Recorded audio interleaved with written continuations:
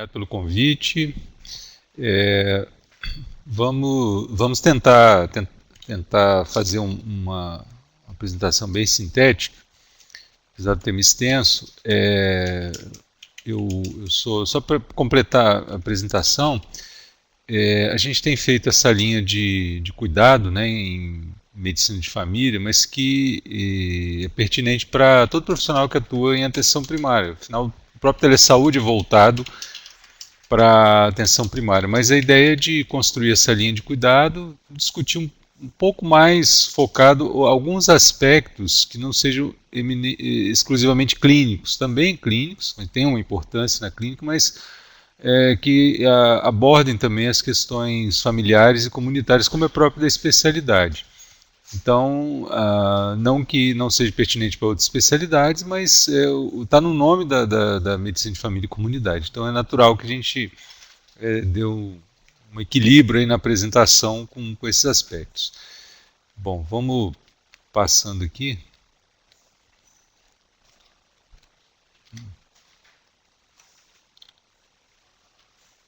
Ok. Bom, são duas partes, na verdade, uma mais ou menos do mesmo tamanho, as apresentações. Né? Primeiro, falar um pouco de modelo de atenção e aí, propriamente dito, numa abordagem. Eu não pensei numa apresentação com uma lista de doenças. Eu acho que falar em problemas ou condições clínicas é bem mais amplo do que falar em doenças. Para a nossa especialidade não existe doenças, existem pessoas doentes. Então a gente sempre fala que a nossa prática clínica é centrada na pessoa, não é exclusiva nossa, mais uma vez, mas a gente não pode pensar em doenças de livro, né? Os livros eles descrevem condições clínicas, mas elas se manifestam em pessoas. Então nossa prática, nosso método, que a gente ensina inclusive, é um método clínico centrado na pessoa, porque a gente está falando de seres humanos. E cada pessoa vivencia a sua doença, a sua condição clínica de uma maneira diferente. Bom, então o modelo de atenção, na verdade, é chamar um pouco o aspecto sobre a atenção primária, medicina de família e núcleo de apoio à saúde da família e os NASFs. Depois eu entro na questão da abordagem clínica, familiar e comunitária dos problemas frequentes em criança. Bom, não são muitos slides, né? Eu vou tentar debater em cima deles, né, para não ficar preso ao slide. Então tem a referência que eu estou citando aqui nos próprios itens, né? Depois no final tem a bibliografia. Mas assim, basicamente entender, tem alguma discussão sobre isso, que a atenção à saúde das crianças pelas equipes de atenção primária, no caso estou falando como o médico presente na equipe é o médico de família e comunidade, eu inclusive atuo como médico na unidade de saúde da família, hoje mais especificamente com o papel de médico de apoio, né? Eu preceptoro residentes, né, de medicina de família, numa unidade aqui em Vitória, e tenho minha atuação de atender todos os ciclos de vida. Então, evidentemente que pela carga horária, pela condição, o foco é muito mais em condições clínicas agudas e crônicas, assim, por algum problema agudo, do que propriamente uma ênfase na abordagem familiar e comunitária. Então, a gente tem que lembrar que a equipe tem esse papel, né? Tem esse papel de atender, no caso da criança, pensar na saúde da criança. É diferente da atenção pediátrica. O especialista em pediatria, ele atende uma faixa etária, uma etapa do ciclo de vida. Isso não quer dizer que seja ruim, né? Vai entender muito dessa etapa da vida, etapa do ciclo de vida. Mas a gente tem que entender que a atenção à saúde da criança é muito mais ampla do que restrita à atenção médica. Se não tiver uma equipe altamente focada no seu próprio trabalho de equipe, e no caso da criança, entender a importância, o papel de cada profissional, inclusive do médico, e o pediatra também como suporte dessa equipe, nós corremos um sério risco de continuar no modelo focado na doença. Se a gente não entender a amplitude dessa ação, de falar em saúde da criança, se cada um não cumprir bem o seu papel, por exemplo, se a gente pensar na questão do aleitamento materno, o que é decisivo na mãe que vai ou não amamentar, que vai decidir por não amamentar. Aqui tem até uma polêmica, né, se são 5 dias ou 7 dias a partir do nascimento. Esses primeiros dias são decisivos para receber uma visita do agente e, se possível, da equipe. Então a recomendação é que a gente faça isso o quanto antes, porque ainda você consegue fazer alguma intervenção, a possibilidade de intervenção nesta família. Então, a partir daí, ainda pensando nessa questão do aleitamento materno, nós vamos ter toda uma condição propícia para desenvolver, por exemplo, doenças respiratórias e diarreicas, que vão gerar uma série de consultas com uma frequência alta, uma repetição de atendimentos que poderiam ser evitados. Então, estas condições, quando a gente fala em condição sensível à atenção primária, por isso que eu estou reforçando essa questão de atenção à saúde da criança, ela passa pela abordagem familiar. Essa família tem que ser abordada. Então, tem uma série de aspectos na mudança do ciclo de vida que talvez quem não passou por isso, né, ou não vivenciou isso como profissional, não entenda. Então, subitamente, por mais preparado que a gente esteja, um nascimento de uma criança, o casal, por exemplo, vamos pensar assim, uma família nuclear tradicional, né, que é mais fácil para dar um exemplo, mas esse casal, que era marido e mulher, subitamente, né, apesar do preparo, ter 9 meses para se preparar, nem sempre nasce com 9 meses, eles se deparam com outro papel, que são pai e mãe, para cuidar de uma criança que é um novo ser nessa família. Isso tem uma uma complexidade, não estou dizendo que é complicado, é uma complexidade de relações novas na família, que se a equipe toda não estiver preparada para isso, não basta atender somente a criança. Os pediatras, de maneira geral, eles atendem a família, evidentemente. Mas quando a gente está falando em atenção primária, a gente tem que ter esse olhar ampliado para a saúde da criança. Então não adianta a gente ter uma lista de doenças que são mais frequentes. A gente tem que entender o que a gente faz em termos de prevenção. Então eu dei esse exemplo do aleitamento materno, que ele é típico. Então a gente tem um problema sério no país ainda, uma dificuldade, né? Tem uma série também de questões sociais para entender o aleitamento materno, para apoiar o aleitamento materno. A gente apoia, principalmente as mulheres, a gente que eu digo assim, o colega, né? A empresa que a pessoa trabalha, apoia até ela funcionar bem como um ser que não tem um filho. A partir do momento, principalmente as mulheres, são altamente sacrificadas para cuidar do filho e manter uma atividade profissional regular. Não há um apoio da sociedade para isso. Não adianta a gente fechar os olhos. Então, amamentar uma criança não é uma coisa simples. Tem aquela coisa idílica, né, que a gente vê às vezes em propaganda, mas tem uma complexidade social para cumprir isso. Então, todos esses aspectos que eu estou falando, focando apenas no aleitamento materno, se não forem bem abordados, vão repercutir, principalmente quando a gente vê doenças diarreicas e respiratórias. Então, tem várias evidências que mostram o quanto que o aleitamento materno tem um papel importante na prevenção de doenças e, mais do que isso, questão da afetividade. Então, assim, tem países que são, vou dar o exemplo aqui, os Estados Unidos são altamente capitalistas, competitivos, eles têm uma preocupação enorme com esses primeiros dias de vida. Porque se não for bem cuidado, a criança nesse período não tem como voltar.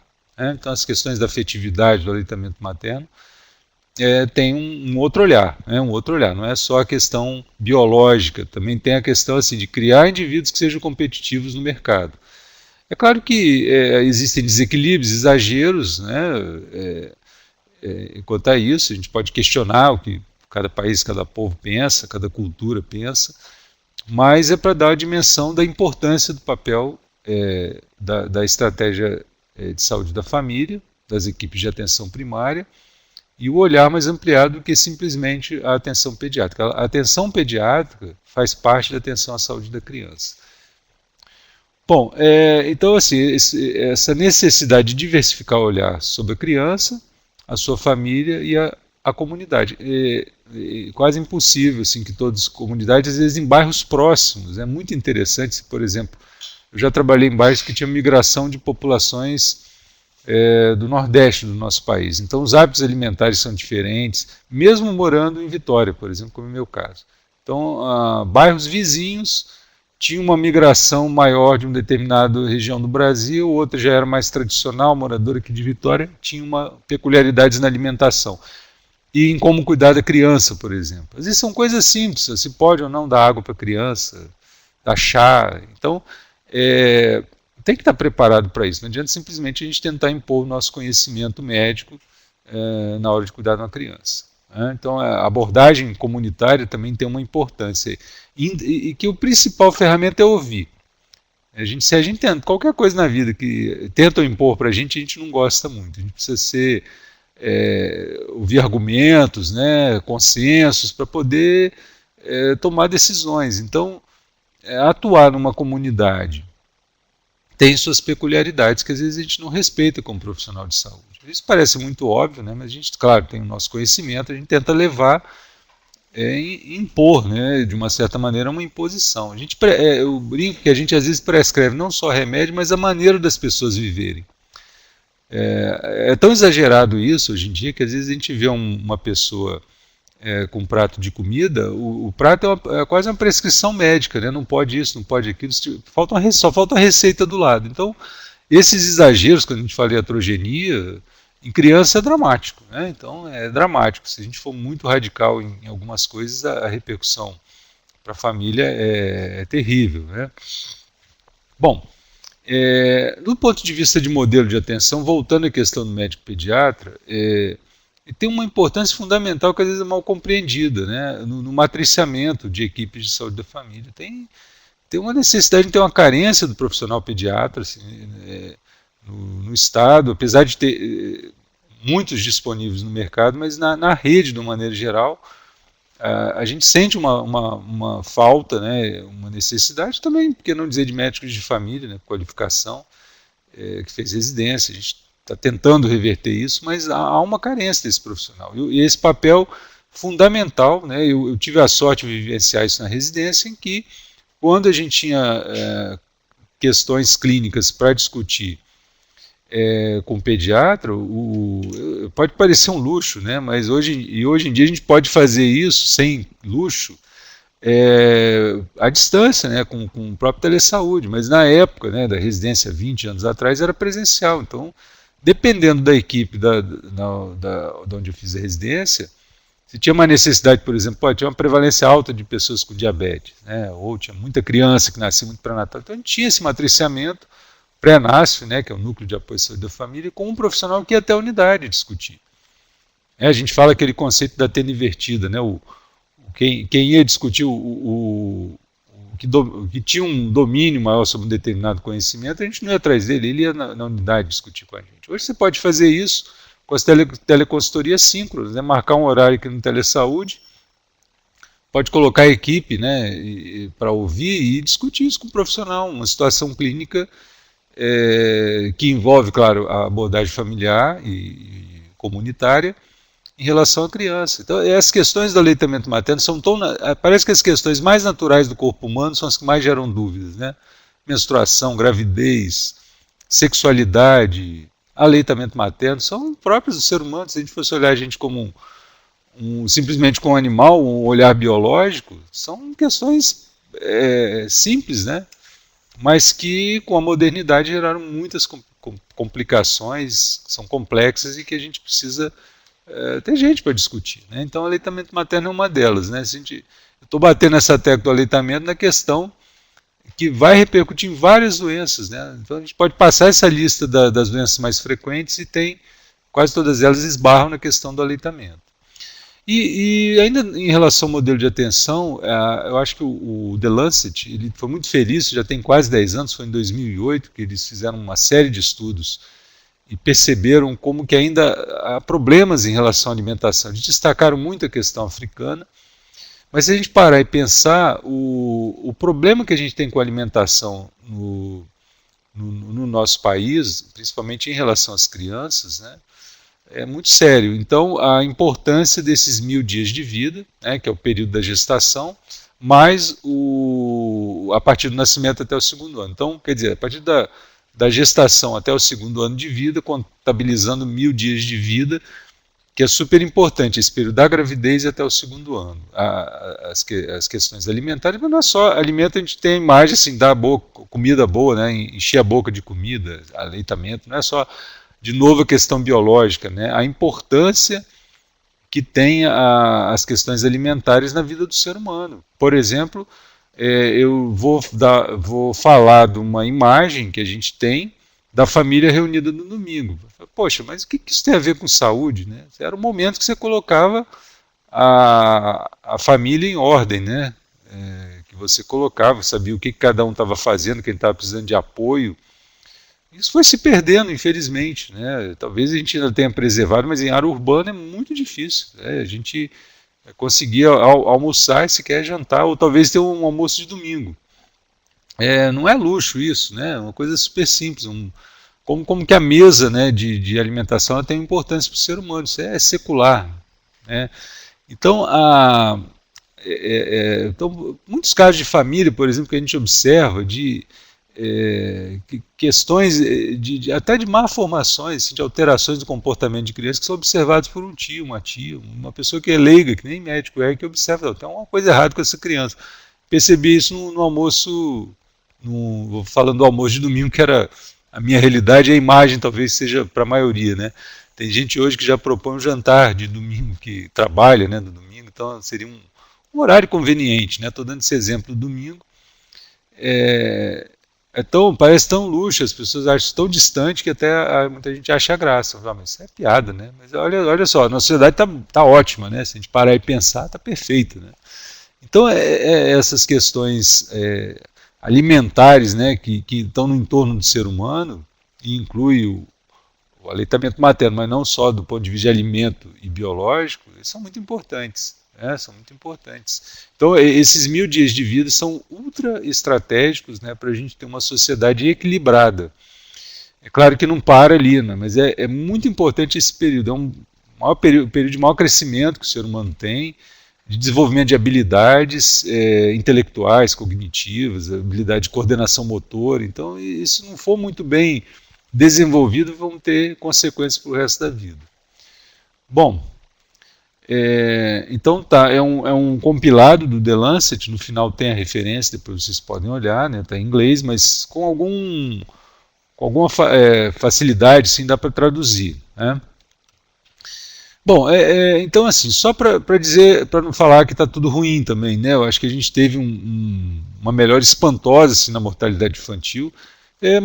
A taxa de mortalidade infantil, que é o número de óbitos abaixo de 1 ano por 1000 nascidos vivos, ele é um indicador transcendente. Assim, ele demonstra basicamente o seguinte: se a sociedade não cuida nem das crianças que recém-nascidas e menos de 1 ano de vida, não cuida de mais nada. Então, quer dizer, se tem uma mortalidade alta nessa faixa etária de vida, você pode fazer o que for em relação a diabetes, hipertensão, acidentes, violência. Claro que tudo tem a importância, não estou desmerecendo isso, mas se você não consegue baixar, de fato, esse indicador, você provavelmente está fazendo muito pouco pela sociedade. Então a gente tem muito que avançar ainda. Nós continuamos com 2 dígitos, né? Então saltou da década de 70, é impressionante, né? 115 óbitos por 1000 nascidos vivos.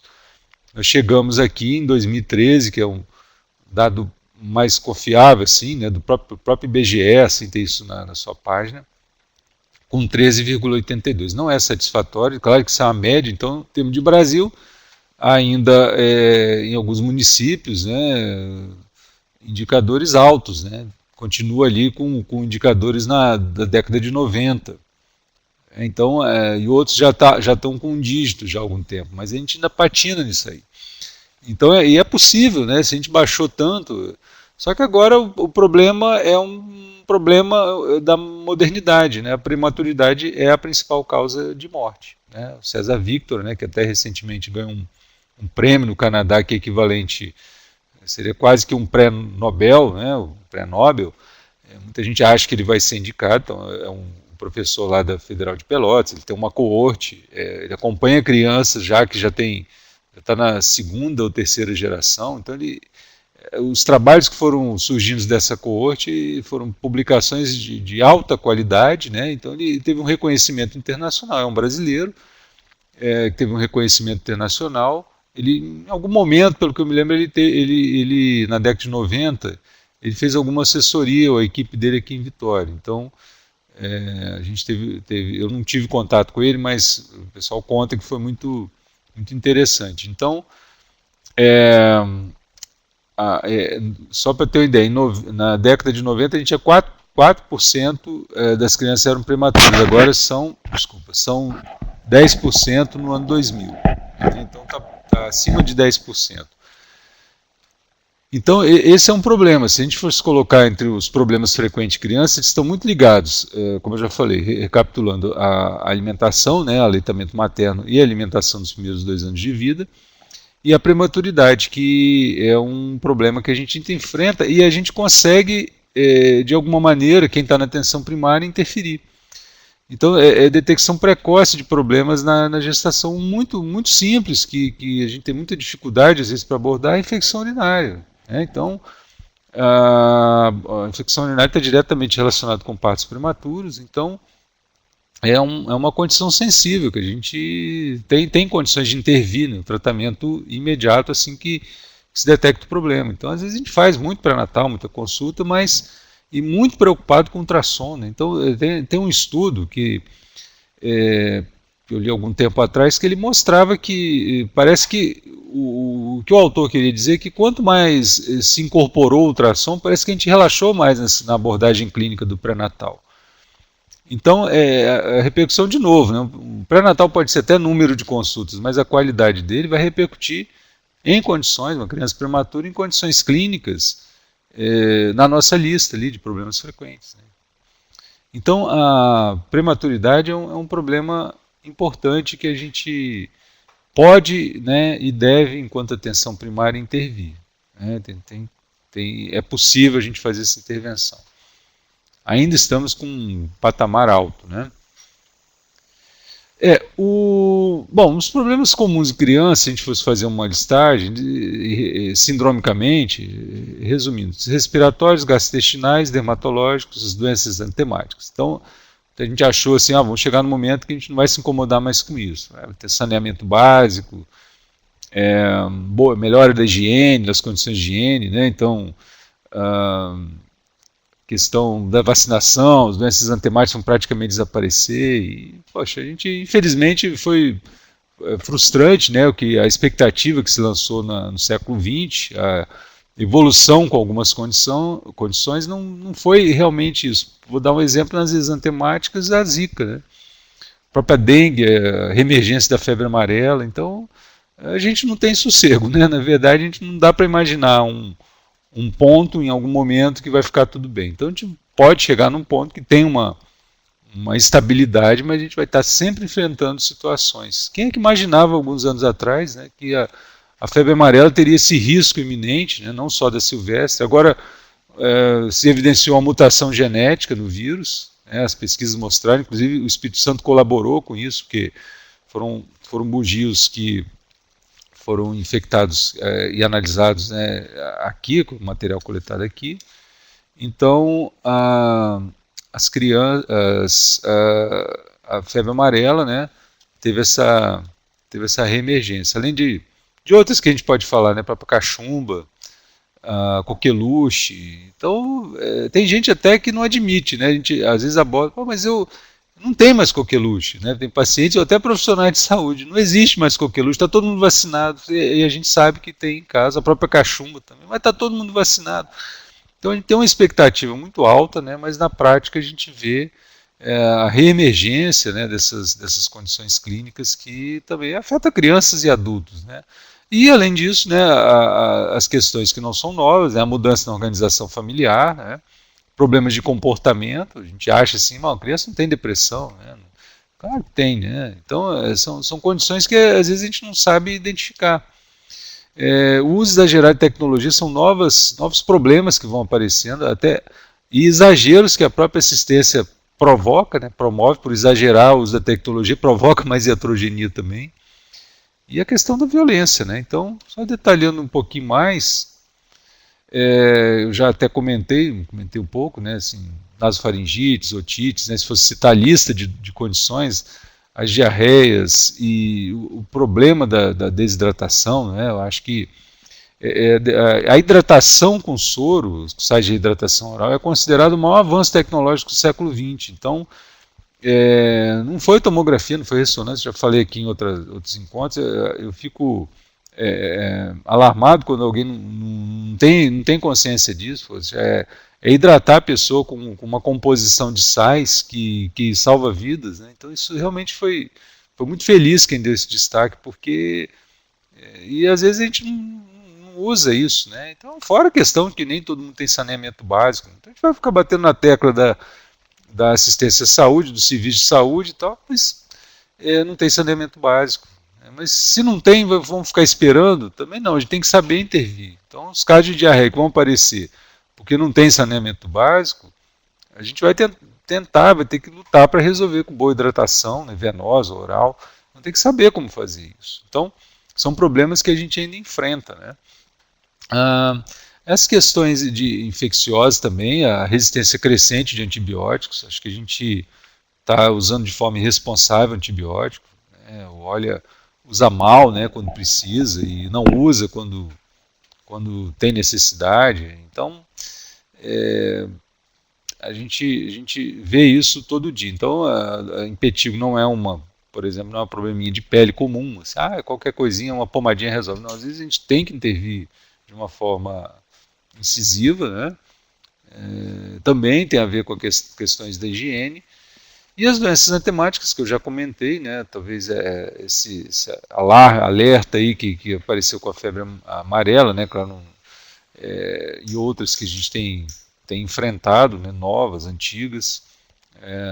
E outra coisa que eu vejo também, que eu acho que é um perigo, assim, eu tomei vacina, estou protegido. Então, calma, não é bem assim. Tem algumas doenças que são transmitidas por mosquito que a vacina não protege, né?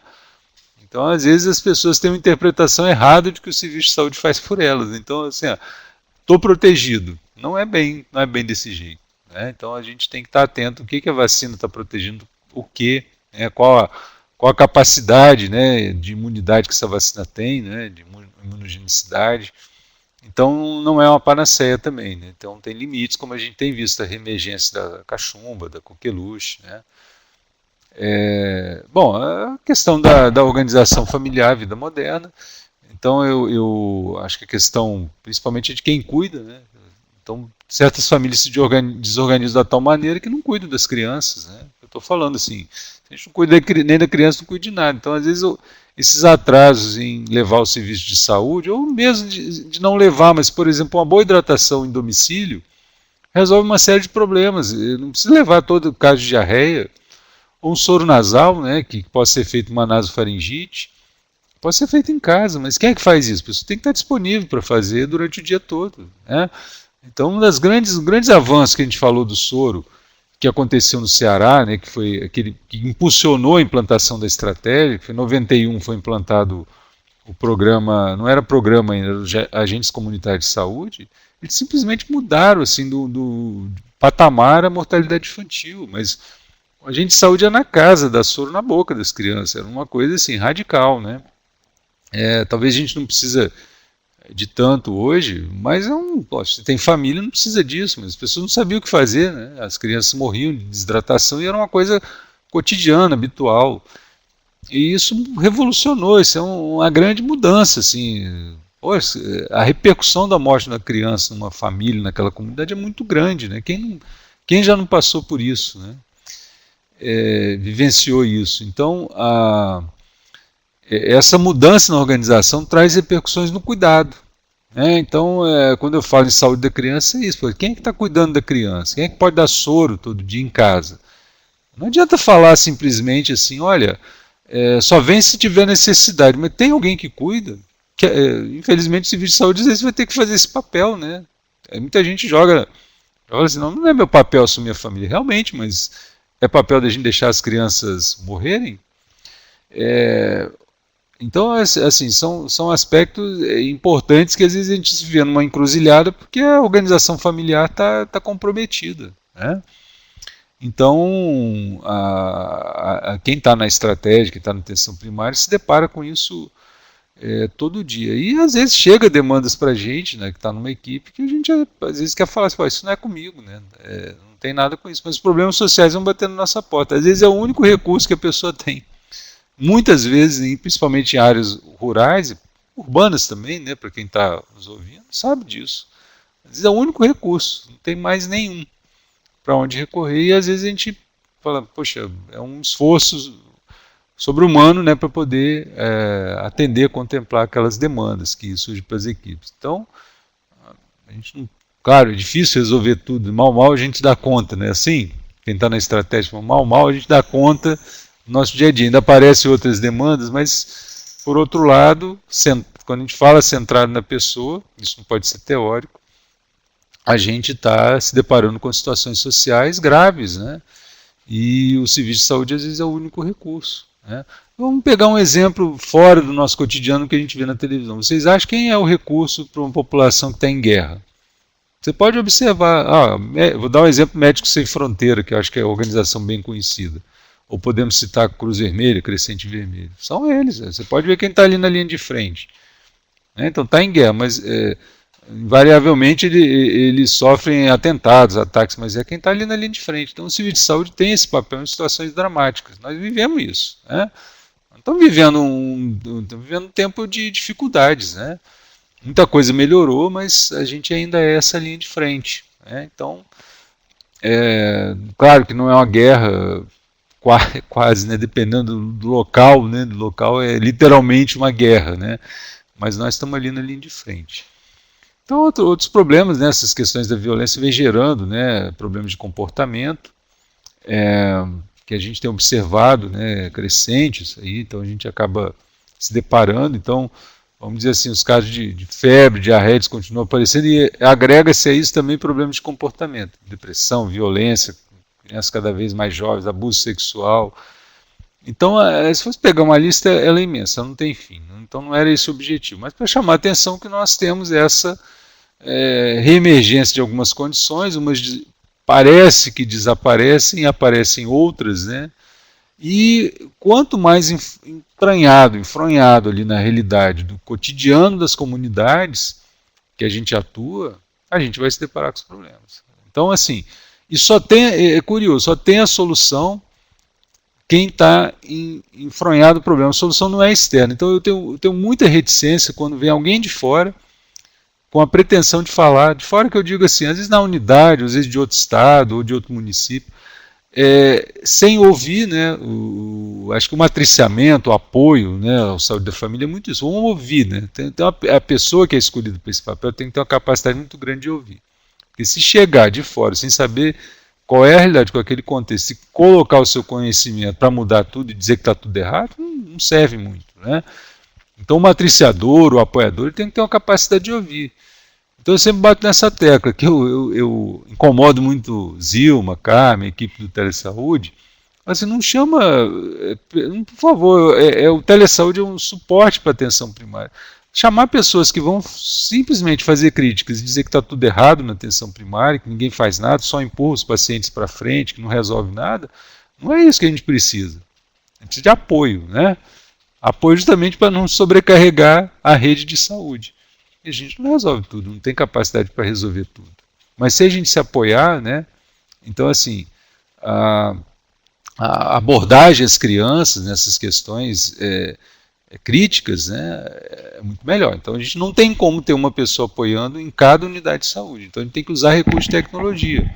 A telesaúde tem que servir para isso. Ela é uma ferramenta fundamental que a gente utiliza pouco. Ela pode ser assíncrona, a gente pode fazer perguntas, assim, até do processo de trabalho offline. E também podemos conversar ao vivo com um especialista. Por exemplo, poxa, eu estou com dúvida do que fazer nas questões de violência, de abuso sexual em crianças. Vamos tentar marcar uma teleconsultoria. A gente não tem isso de rotina, mas isso pode ser, é possível se fazer isso. Né? Tem web sobre o assunto, web palestras no YouTube, que nos ajuda a pensar, a refletir. Né? Então, é possível a gente usar recursos para ter apoio. Tá? Então, porque a ideia era mostrar que essa lista, né, vamos chamar assim, de problemas frequentes, ela é muito mais ampla. Né? Vou continuar aqui. Então, assim, tem um outro aspecto, aí pegando bem mesmo o aspecto clínico, de quem precisa tomar remédio, assim, medicação, vamos pensar nisso. A questão da adesão que a gente fala pouco. Então, até, vamos dizer assim, até tem o medicamento disponível. Claro que alguém vai me dizer assim, poxa, mas aí está faltando antibiótico. Acontece realmente, mas a gente sabe que a gente usa outros recursos. Tem recursos, por exemplo, você não tem ali uma primeira escolha, mas uma segunda escolha resolve.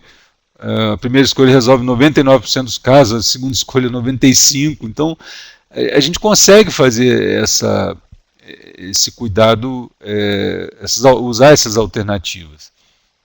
Mas o conceito da OMS ele é mais amplo. Então, não é só medicamento.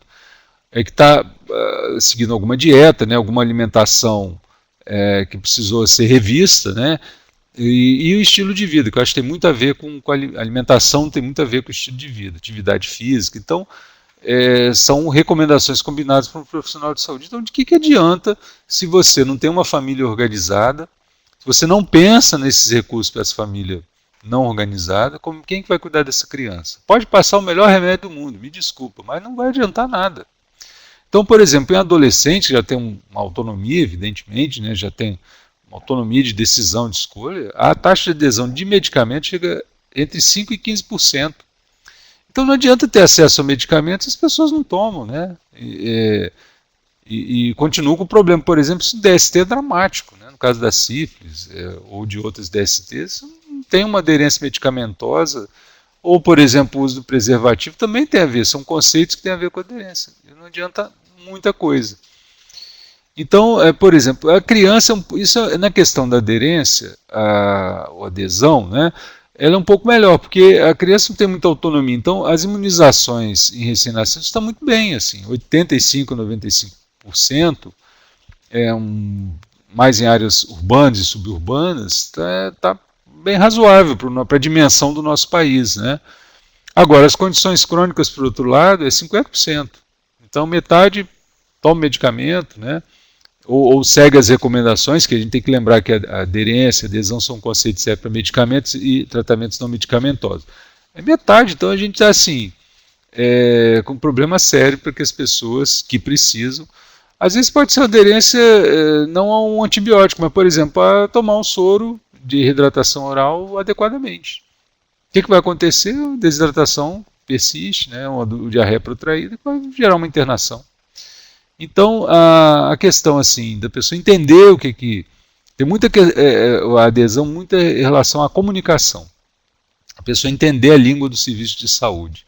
Então, a competência cultural que a gente fala tanto, o profissional de saúde que tem que desenvolver, então é uma comunicação. Comunicação, eu aprendi uma vez, eu acho muito interessante, não é o que você fala, mas o que o outro entende. Você pode falar bonito, pode explicar tudo, mil maravilhas, mil teorias, mas se a pessoa não entendeu, a comunicação não foi feita.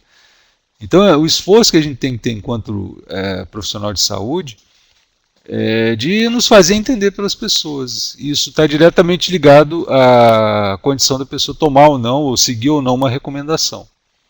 Não estou falando só médica, né? Recomendação do profissional de saúde. Então, às vezes a gente usa uma linguagem que é pouco compreensível. Então, isso é um aspecto importante, né, mas tão importante quanto colocar uma lista de condições clínicas ou de doenças, né, de doenças frequentes. Isso é um outro ponto-chave aí que é importante a gente ter ciência disso. Principalmente adolescente, apesar de não ser o aspecto da aula, né, da abordagem aqui. Bom, então, alguns problemas eu já coloquei, eu vou acrescentar, falei de famílias vulneráveis, né, a gente não tem que pensar... até essa família de risco. Não todas têm algum risco, né? Então todas precisam, esse conceito de risco e de selecionar grupos ou pessoas que têm um risco maior do que o outro, ele é questionável hoje em dia. Trabalhar com esse conceito de risco é muito questionável. Então, assim, ações de promoção da saúde, ações de proteção, ou mesmo de prevenção, elas têm um maior impacto se for feito para toda a população. Que é um exemplo, o uso de cinto de segurança. Então isso vale para todo mundo. E botar cadeirinha com cinto em criança também. Para ter uma ideia, isso é tão importante que alguns países, se eu não me engano, na Austrália, o governo compra a cadeirinha. Compra, quando sai do hospital já sai na cadeirinha a criança. E depois devolve depois de uma certa idade. Então, assim, a gente fala em risco, mas parece que a gente acaba automaticamente pensando só naquele grupo que está mais vulnerável, né? Que tem uma vulnerabilidade maior, né? Então, esses conceitos, não queria entrar em muito, estou tentando usar uma linguagem um pouco mais acessível, mas vulnerabilidade e risco merecia uma discussão mais profunda, né? Então, a consciência do risco ou a não consciência do risco que define um pouco isso, né? Mas eu não queria entrar muito nesse detalhe, nesse momento.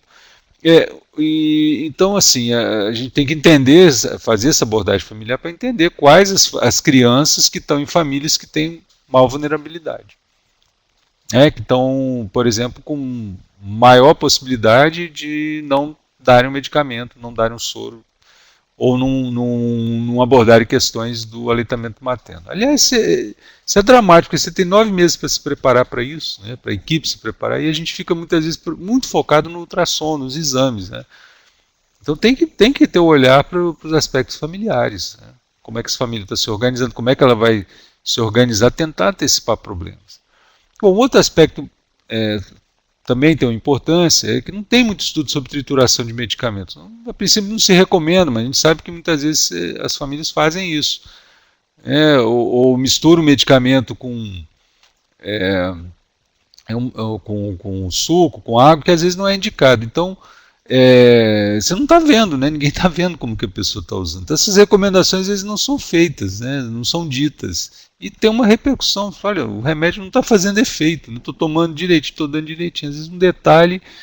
Então, por exemplo, a gente tem muita dificuldade nessa orientação mais detalhada do consumo de medicamento, de uso, de adequar combinações com alimentos, né? Então, eu colocaria na lista dos problemas frequentes, a aderência, próprio acesso ao medicamento, um entendimento de famílias vulneráveis, famílias de risco, que leva, assim, às vezes, o medicamento é administrado por terceiro. Por exemplo, eu penso várias vezes como que eu vou fazer uma criança que tem condições de ir à creche, mas ela tem que tomar uma medicação a cada 6 horas ou a cada 8 horas.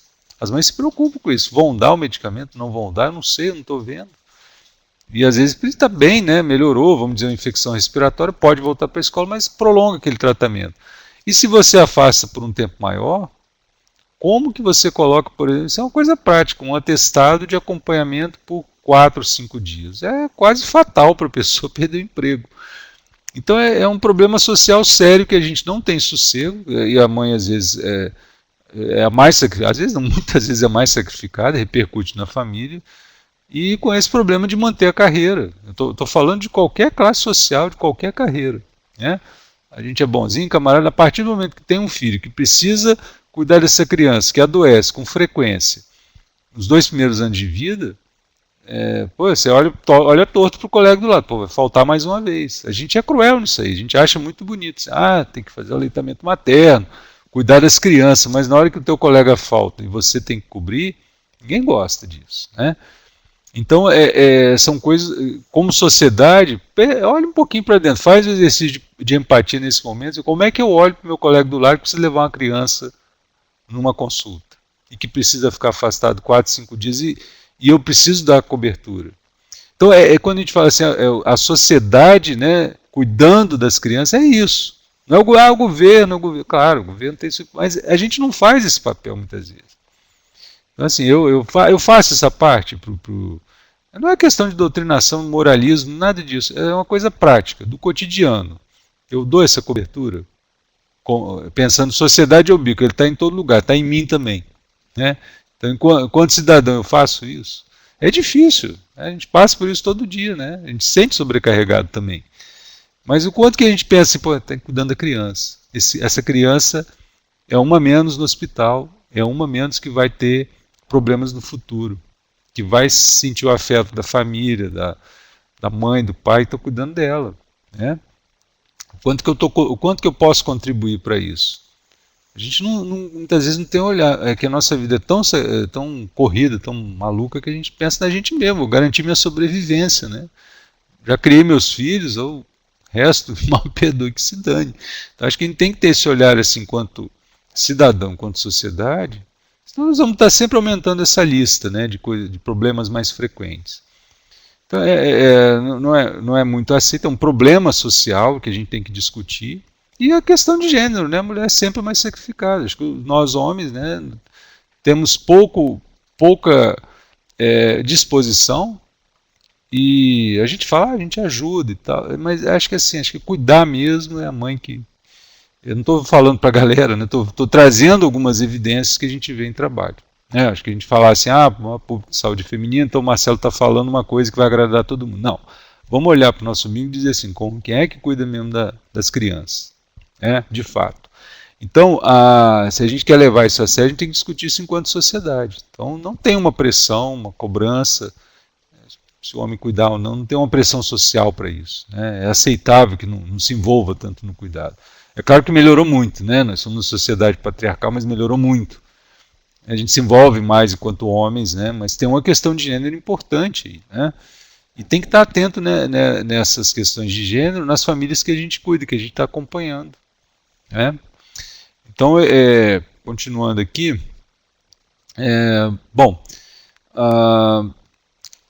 tem só um exemplozinho que eu tentei puxar aqui da professora Ana Sucupira, né, que ela tem, no tratado ela tem um capítulo sobre isso, que ela coloca alguns objetivos para definir metas. Então, é simples, que está em maioria dos manuais, né, do próprio Ministério. Então, garantir atenção integral de qualidade de crianças de 0 a 10 anos, reduzir óbitos evitáveis por condições sensíveis à atenção primária. Eu falei algumas delas, diarreia, pneumonia, por exemplo, e os partos prematuros também têm a ver com isso. Reduzir internações, né, está na portaria por doenças diarreicas e respiratórias. Tem essa portaria que é a 221, que tem a lista. São mais de 70 diagnósticos que a gente pode incluir entre as condições sensíveis à atenção primária. Eu fico muito estimulado que eu vejo que a gente pode fazer tudo isso, né? A gente pode evitar tanta coisa, né? Evitar tantas internações, tantas possibilidades. Eu acho que é legal, né? Antes de pensar assim, mas é tudo, tanta coisa. Mas não, esse papel é muito importante no serviço de saúde, enquanto profissionais de atenção primária. Quanto que a gente contribui para evitar internações e sobrecarga no sistema? Quantas possibilidades que a gente tem, né? Aumentar o aleitamento materno, que eu já coloquei, né, reforçando essas questões de gênero e do trabalho. Aumentar o número de crianças com vacinação em dia. E reduzir a incidência de acidentes infantis. Nas cidades e as casas são assim, são ambientes tenebrosos para as crianças, né? Começa pela posição de tomada. Então assim, as tomadas baixas, é uma coisa bizarra, assim, que é pedir para levar choque. A casa já é construída totalmente desfavorável para criar uma criança. É escada, cozinha, então é um ambiente de alto risco. Né? Então a gente tem até que rever com o pessoal da arquitetura o que é possível fazer em relação. Não é possível que ninguém enxergue isso. As calçadas, então, são um desastre. Né? A gente não consegue andar em linha reta nesse país. Né? Raramente.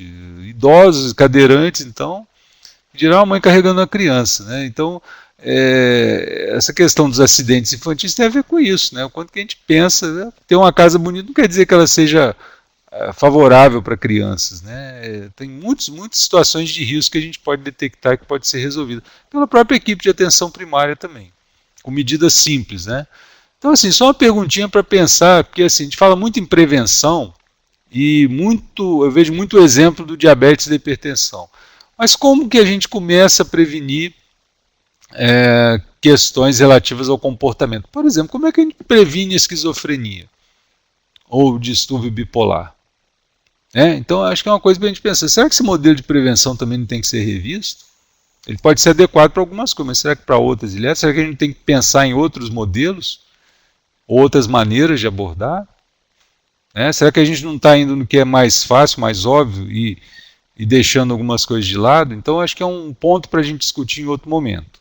Mas eu queria deixar essa pergunta, pode ser uma próxima web para a gente conversar. E já finalizando aqui, eu coloquei as referências, né, da Organização Mundial de Saúde. É fácil encontrar na internet em português, né, que nem todos eles traduzem. O Lancet, que é uma série que eles lançaram em 2008, mas que eu acho que está muito atual, assim, vale a pena a gente reler, né, todo esse material em relação à nutrição materna e da criança, a importância disso, mas Atenção, sem colocar uma carga, um fardo, mais um fardo nas mulheres, né? Outra vez a questão de gênero. Né? Então, assim, dizer, é a mãe que não amamenta e todos os problemas da sociedade, não. Acho que é olhar serenamente a necessidade de uma alimentação adequada e do afeto nesses primeiros 1000 dias de vida, né, que é o conceito que está sendo usado. E o capítulo da professora Sucupira, que eu acho que é muito interessante, ela é uma pediatra, escreveu no Tratado de Medicina de Família e dá um olhar muito, muito interessante, muito, vamos dizer assim, conciliador, né, sereno sobre a questão da saúde da criança, da atenção pediátrica. Eu acho que é muito educativo ler esse capítulo, quem tiver acesso. E para finalizar aqui o blog da associação, né, e chamar aí quem puder comparecer no primeiro Congresso Capixaba de Medicina de Família e Comunidade. Provavelmente vai ter, a gente está tentando lançar um livro de enfermagem e atenção primária. Né? A gente está tentando que seja um congresso, sempre seja um congresso, ser o primeiro, que multiprofissional, que contemple as várias profissões que atuam na atenção primária. No blog aqui, né, www.acmfccapixaba.org.br, né, tem as informações. O congresso vai ser bem bacana e espero que todos possam participar. Então agradeço aí a oportunidade mais uma vez. E